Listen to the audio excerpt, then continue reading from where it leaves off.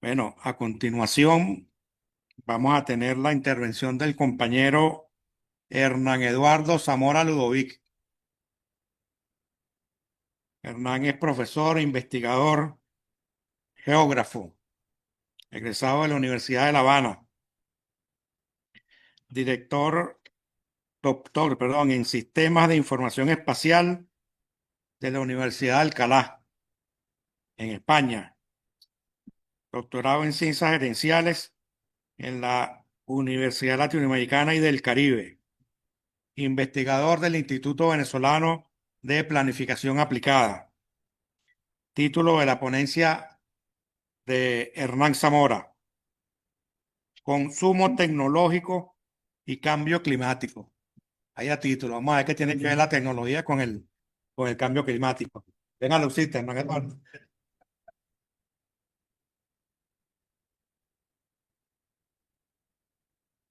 Bueno, muy buenos días para todos y todas. Y gracias como siempre por invitarnos aquí a compartir las cosas que hemos ido reflexionando en torno al mundo de las tecnologías. Ciertamente queríamos hablar de consumo y cambio climático, consumo tecnológico y cambio climático, y eso necesariamente nos volvió a llevar al mundo de la geopolítica de las tecnologías, porque pareciera que la visión multidimensional que solemos tener los geógrafos, nos obliga sencillamente a ir amarrando, ir hilando cosas con respecto a un tema como este. Cuando escuchaba la ponencia del viceministro y la ponencia del profesor Berroterán, decíamos, bueno, riesgo es vulnerabilidad por amenaza. Ahora, la pregunta es, ¿cuán vulnerable y cuán expuesto estoy yo a las amenazas que desde el punto de vista del desarrollo tecnológico, yo incluso las aupo incluso de manera inconsciente? Ciertamente esto gira en torno, por supuesto, a un tema de control económico, tema de control de poder. El mundo de las tecnologías como ecosistema económico maneja para el año 2025 alrededor de 5,6 billones de dólares, mientras que el Producto Interno Bruto de toda la Unión Africana es de 2,9 billones.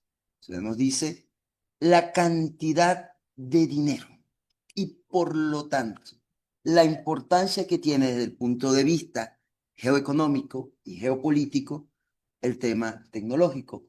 Sobre todo porque nosotros nos encontramos en una sociedad donde el 70% de la población tiene al menos un teléfono celular. Es decir, todos estamos altamente interconectados, dirían las teorías del conectivismo.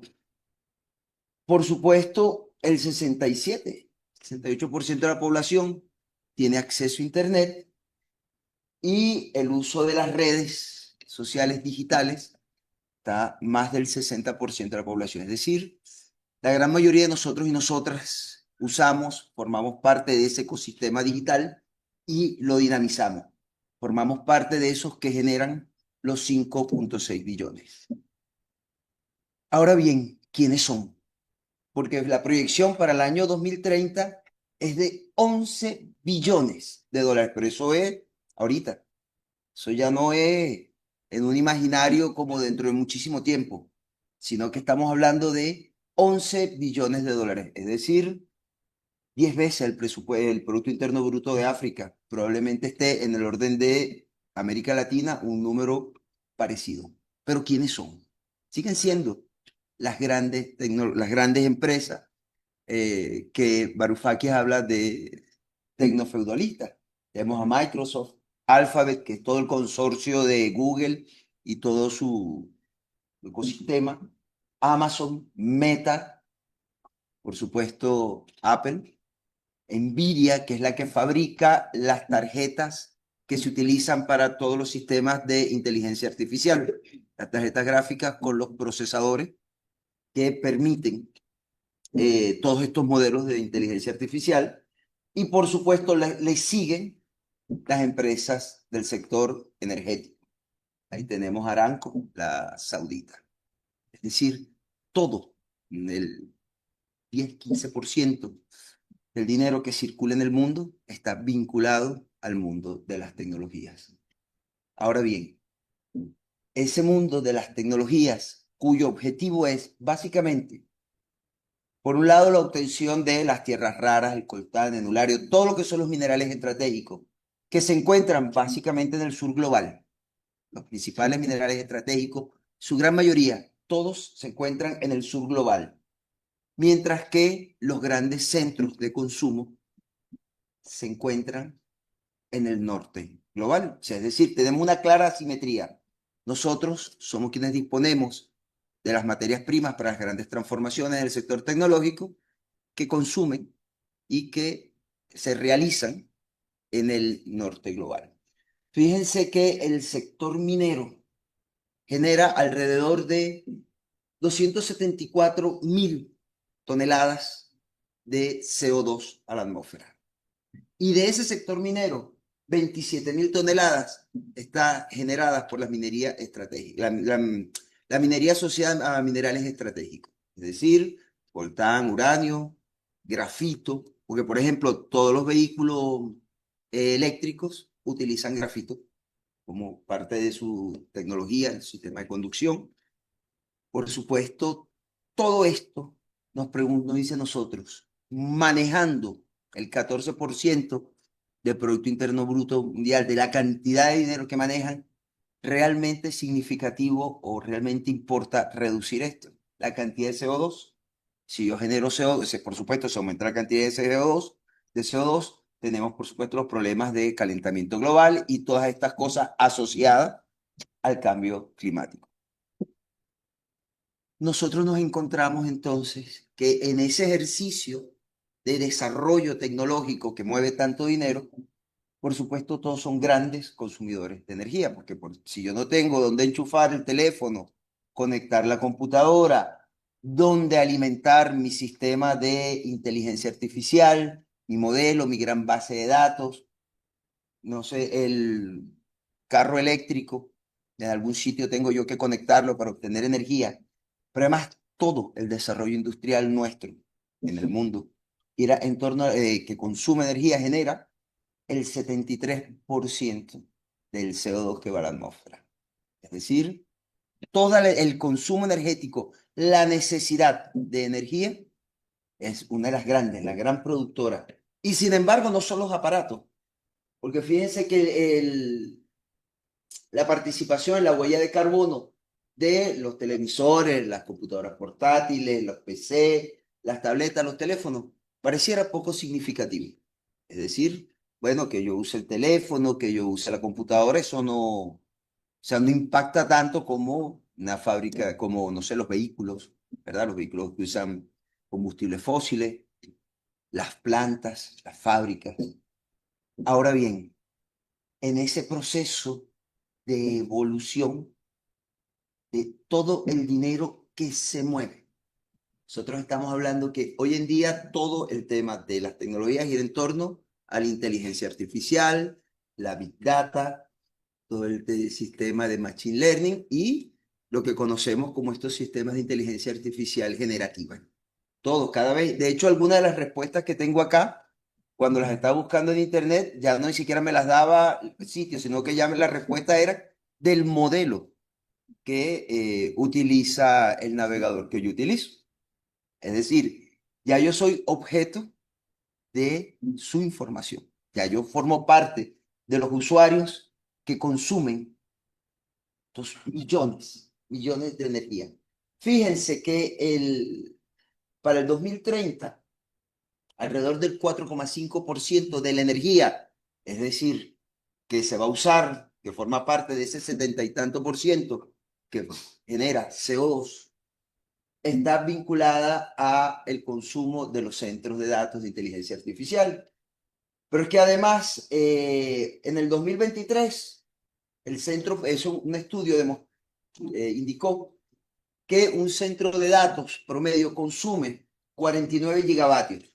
Nosotros como país tenemos capacidad instalada nuestra energía de 30 gigavatios. Es decir, un centro de producción un centro de datos de estos, de funcionamiento, estos modelos de inteligencia artificial, consumen más energía que la que nosotros como país tenemos disponible. Imagínense las grandes cantidades. De hecho, en alguna presentación que habíamos hecho, habíamos identificado que OpenAI, cuando arrancó su modelo, el ChatGPT, consumía en un día de operaciones toda la energía que Haití consumía en un año. Es decir, yo tengo grandes modelos de inteligencia artificial que además cada día están más desarrollados, cada vez las grandes empresas, las que decíamos anteriormente, los novelistas, señores del tecnofeudalismo, que son quienes están montando cada vez centros de datos cada vez más grandes, pero además más, digamos, individualizados, más allá de que están cambiando los esquemas, siguen siendo los modelos que conocemos, el de Alphabet o el de Google, el modelo que tiene Amazon, el modelo que tiene OpenAI, y así sucesivamente.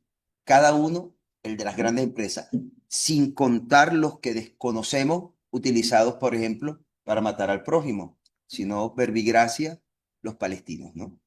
Todo el sistema de inteligencia artificial que montó Microsoft para las fuerzas de defensa israelíes, para poder, a través de análisis de patrones, o sea, reconocimiento de patrones y otro montón de técnicas de inteligencia artificial, poder ser más eficientes a la hora de neutralizar a los palestinos. Verbigracia, mátalos al gusto.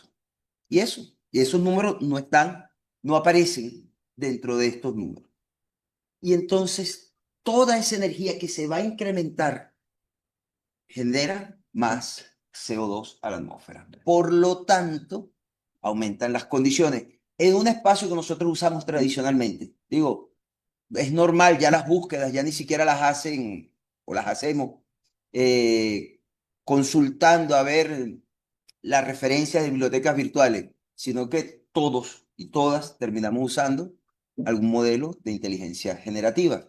Incluso ni siquiera especializados. Seguimos todavía en general trabajando los más básicos para consultas, no sé, que van desde la astrología hasta cuánta energía se consume.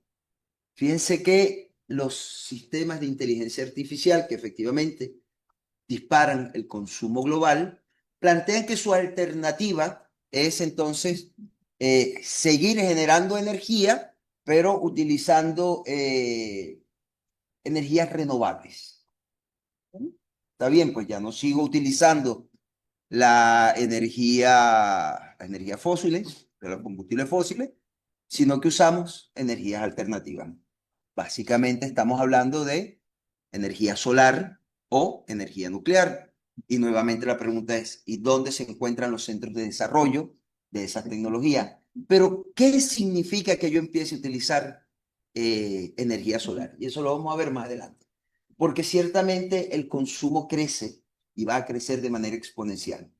Cada vez es mayor el número de demanda y el número de países, de empresas que incluso quieren montar sus propios modelos de inteligencia artificial. Y hay una cantidad de justificaciones de carácter tecnológico. Ojo, yo no soy enemigo de la inteligencia artificial. Yo he trabajado con inteligencia artificial.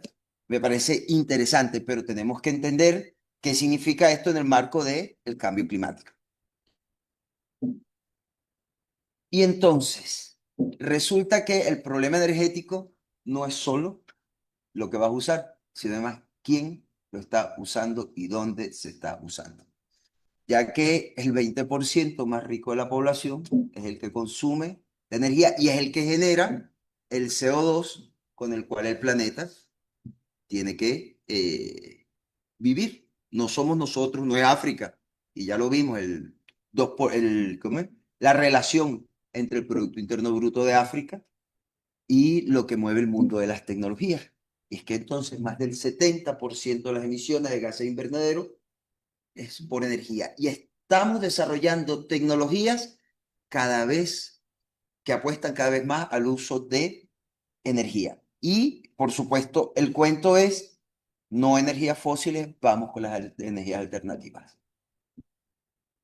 Y no es solo eso, el tema de la energía. Cuando hablaba el profesor Berroterán de que en la zona subsuperficial vamos a tener problemas de agua porque no ha habido acumulación, nosotros nos preguntamos, ¿cuánta agua consumo yo en un modelo, en un centro de datos?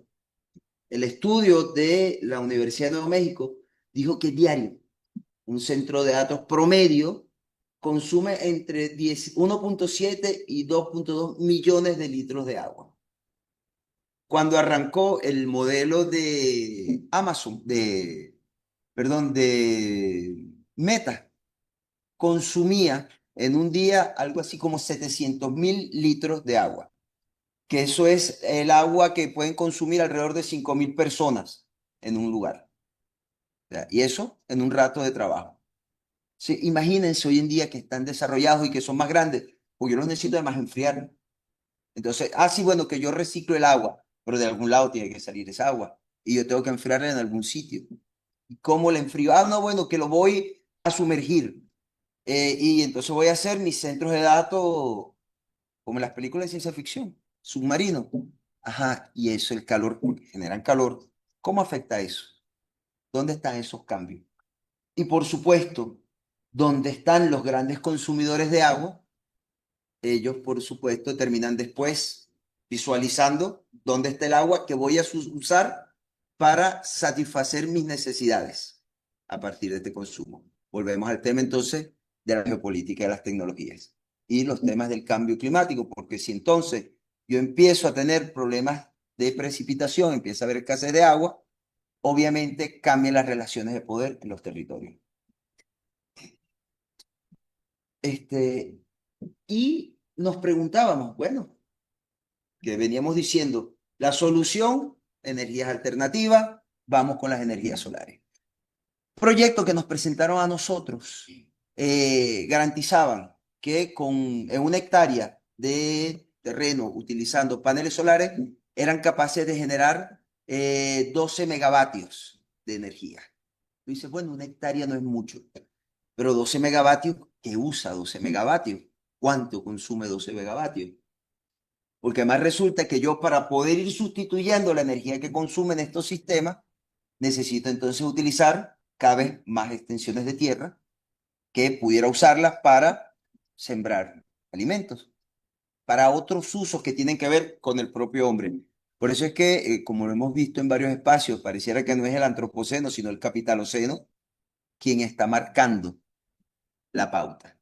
Porque entonces yo comprometo el uso de la tierra, porque para generar, y esa cuenta no la terminamos de sacar, para generar los 4 teravatios, lo necesitas muchísimo, muchísimo, mucho más de una hectárea. Y por supuesto tierras cultivables, porque ¿de dónde las voy a sacar? Los estadounidenses, ellos siempre presentan sus grandes modelos en la zona semidesértica, en la zona desértica, pero eso implica un cambio también en la dinámica planetaria, porque cambia el nivel de absorción de energía y el albedo cambia. Al cambiar el albedo, es decir, la cantidad de energía que la Tierra expele nuevamente a la atmósfera, empiezo a generar cambios. Y eso lo hago a nombre del desarrollo tecnológico utilizando pues, mis herramientas de inteligencia artificial. Generamos 50 millones de toneladas al año de residuos tecnológicos. Digo, tal vez nosotros en Venezuela hoy en día no lo hacemos como lo hacíamos antes de que la guerra económica se agudizara, pero era común cambiar los teléfonos cada 2 por 3 y de repente revisaba y encontrabas 3 o 4 teléfonos viejos en la casa arrumados porque lo cambiaste o te dieron, o aparece una computadora vieja y empezamos a tener. Imagínense en los grandes centros de consumo. Pero además uno normalmente sale y ve que venden por poco dinero un gadget, es decir, una cosita que te cuelgas y va iluminando y funciona 3 días, 4 días, te compras el aparatico, no sé, para trabajarte el cabello y lo utilizas 6 meses y después te consigues uno más nuevo, o se dañó y no lo reparas, sino que inmediatamente lo vamos desechando. Imagínense esa práctica en los países con altos niveles de consumo. Por supuesto, ahí hay una cosa interesante. China, que es el país que más basura electrónica produce, pero lo produce es por la cantidad de habitantes que tiene China, porque el que genera a nivel de basura tecnológica per cápita es Estados Unidos. Es decir, donde la lógica del capital y el estímulo al consumo de incluso lo innecesario, y soy muy respetuoso cuando digo eso de lo innecesario, porque además es una cuestión absolutamente perceptiva. Pero nosotros que vivimos consumiendo el 64% de la población mundial consume redes sociales digitales, y las redes sociales digitales somos el oscuro objeto del deseo del capital, porque nos identifican, nos modelan y nos inducen el consumo. Entonces entramos dentro de esa propia lógica.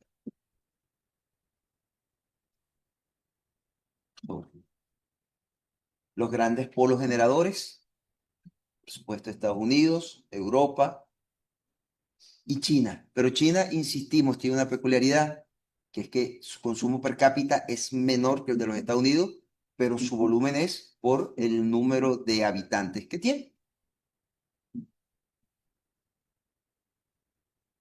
Entonces, yo genero desde Europa 352.000 toneladas de residuos tóxicos, porque además la basura tecnológica es altamente tóxica. Primero, no se degrada. Segundo, está llena de minerales, de componentes que contaminan. Y por ejemplo, África y Brasil son grandes receptores de basura tecnológica y después lo incorporan dentro de su Producto Interno Bruto como tecnología. Y pareciera que ellos están produciendo. Realmente lo que están es recibiendo lo que otros desechan. De la basura tecnológica, se supone que solo el 17%, según la ONU, de lo que se genera se recicla. Y entonces, ¿qué decimos nosotros? ¿Dónde nos vemos? ¿Cuáles son las alternativas? Obviamente el modelo de economía circular pareciera que es una necesidad. Todo esto además pensándolo en el marco de las 7T. Pero un modelo de economía circular que no apueste, fíjense, y ahí la semántica es fundamental, porque todos los modelos de economía hablan de ser competitivos, ser rentables.